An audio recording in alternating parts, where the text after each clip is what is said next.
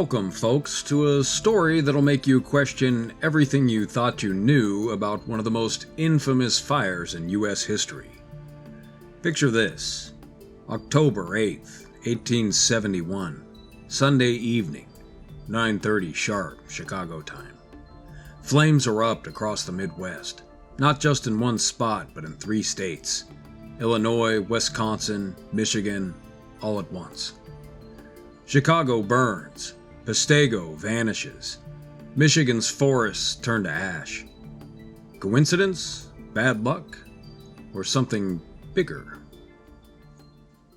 For nearly 150 years, we've debated what sparked these fires. Was it a cow in Miss O'Leary's barn, a dry autumn wind, or, stay with me here, could it have been a comet raining fire down from the heavens? Let's dive into the evidence, peel back the layers, and see what the mainstream's been missing. Buckle up, ladies and gentlemen, this one's going to get wild. First stop, Chicago, October 8th, 1871. The city's a tinderbox. Dry leaves, parched wood, early autumn begging for a spark. Legend says a cow kicks over a lantern in Miss O'Leary's barn, and whoosh, the great Chicago fire is born. And this thing moves fast, like a locomotive tearing through the rooftops. Homes, stores, factories, all gone. By October 10th, 350 people are dead. A third of the city is homeless. 4 square miles reduced to cinders. Eyewitness James Goodsell wrote in 1871, quote, "Mighty flakes of fire, hot cinders, black, stifling smoke drove fiercely at the people. Their clothes burned off their backs as they watched their homes go down." End quote. Sounds like hell on earth, right? But here's the kicker. Chicago's fire wasn't even the worst that night. Oh no, we're just getting started. Over 200 miles north, same evening, same time, 9:30. Peshtigo, Wisconsin lights up. This isn't some city blaze, it's a wildfire that swallows a town and a dozen villages in one night. Estimates say that 1,200 to 2,500 people perish, way more than Chicago. Across Lake Michigan, another fire explodes. Holland's wiped out. Lansing's agricultural college is threatened. Farmers flee what papers call the fiery fiend. Over 2 million acres burnt. 200 more die, and this blaze rages for months. Muskegon, South Haven, Grand Rapids, all on the edge. Even the Manitou Islands are ablaze, spotted by a steamship. And the weather was dry, sure, perfect for wildfires. But never before and never since have we seen such destruction hit so many places at the same moment. Coincidence? I don't buy it. Let's keep digging. And what if this wasn't about cows or drought? What if the real arsonist came from space? Ignatius Donnelly, thinker, writer, guy who loved big ideas, drops a bombshell in Ragnarok, the reign of fire and gravel. He says Earth's had run-ins with comets before, and 1871 was one of them. "The present generation," he writes, "has passed through the gaseous prolongation of a comet's tail, and hundreds lost their lives." A fast forward to 1985. Mel Waskins says Miss O'Leary's comet is to blame. And then physicist Robert Wood, a heavy hitter from Douglas Aircraft, jumps in and says the same thing. Their claim? A comet, or its debris, sparked these fires. Crazy? Well, maybe. But let's look at what people saw that night. Eyewitnesses didn't just see flames. They saw weirdness.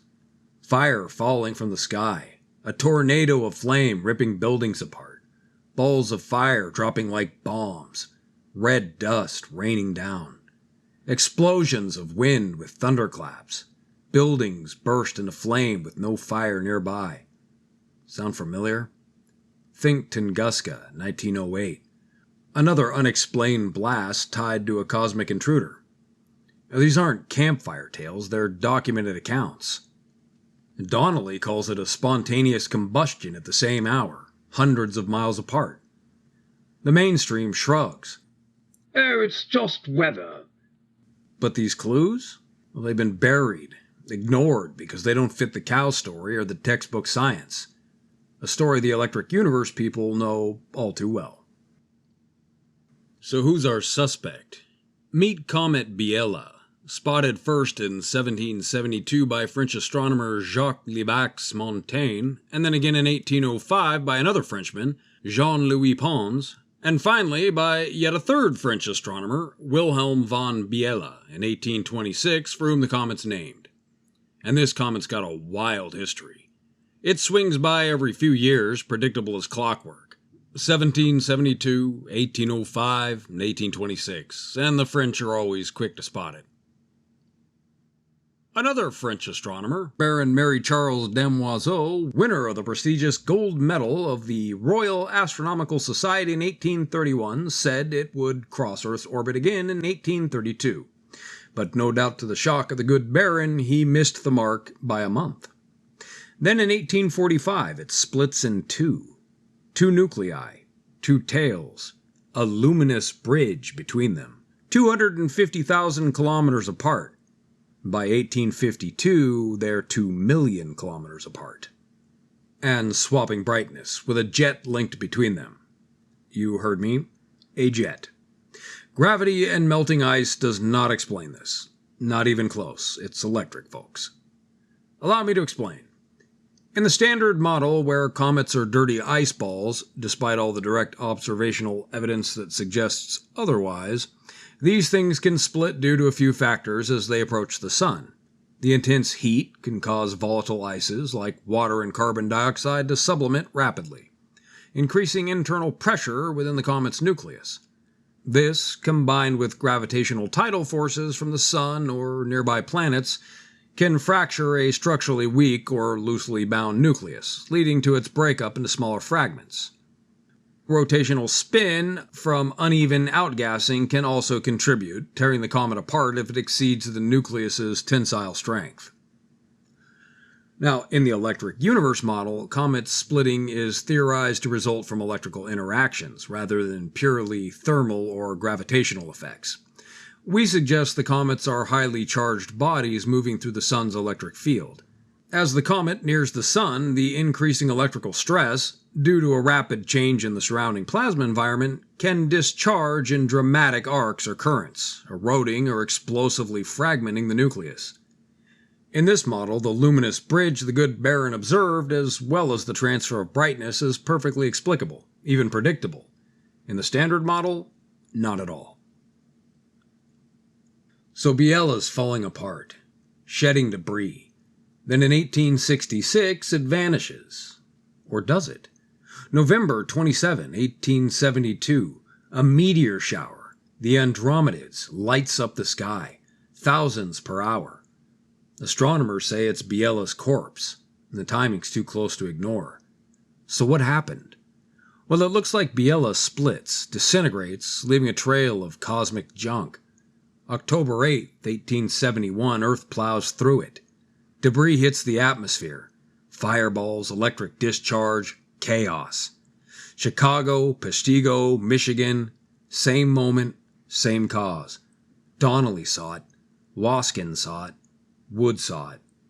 The Andromedids prove Biela's bits are still out there. Fainter now, but real.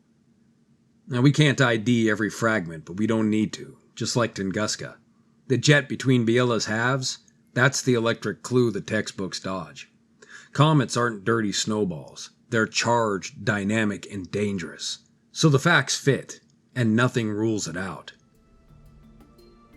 So what do we make of this? For 150 years, we've clung to simple stories. Cows, wind, bad luck. But the great fires of 1871 defy that. Simultaneous devastation, bizarre phenomena, a comet breaking apart just decades before. For me, it's too much to dismiss. Maybe it's not about proving a comet did it. Maybe it's about asking why we've ignored the possibility.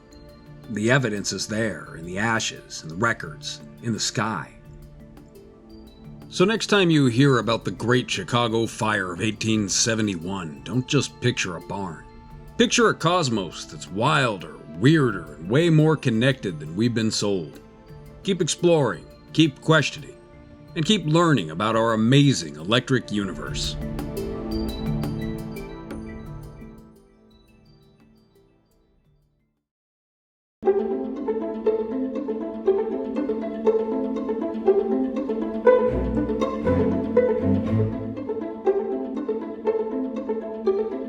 Thank you.